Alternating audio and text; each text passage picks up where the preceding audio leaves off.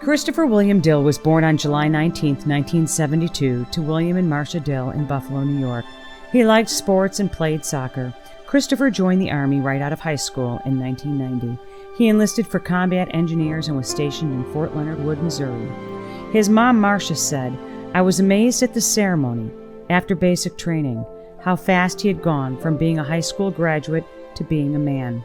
His first post was the 5th Engineer Battalion, and in 1991 he was sent to Kuwait to join the 24th Infantry Division for Desert Storm.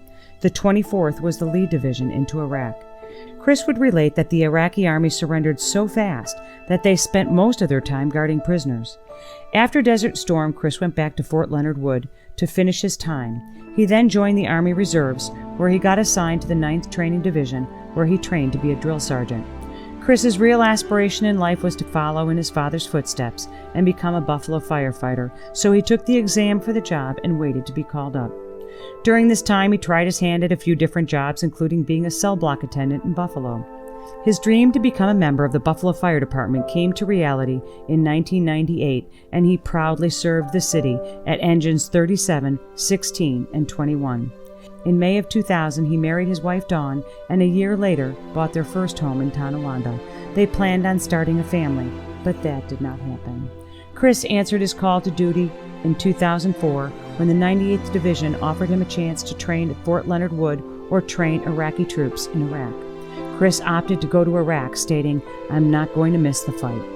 During action in Fallujah, Chris was awarded the Bronze Star. On April 4, 2005, Army intelligence identified an area that contained weapons and supplies. After hours of searching the area, the unit came under attack. Chris and 4 other Americans rushed to the scene, only to be ambushed. All 5 were wounded, and Chris and another soldier, Timothy Kennedy, lost their lives that day. Chris was 32. Sergeant Julian Wyth of Albany, New York, said of serving with Staff Sergeant Dill, "I had the extreme pleasure of knowing Chris. We served together in Iraq, and Chris had a sense of humor that could make you laugh even when you were having the worst day. I remember the time he water ballooned the Iraqi army from the roof of the building. God, I laughed so hard when I heard about that." Staff Sergeant Christopher William Dill, American hero.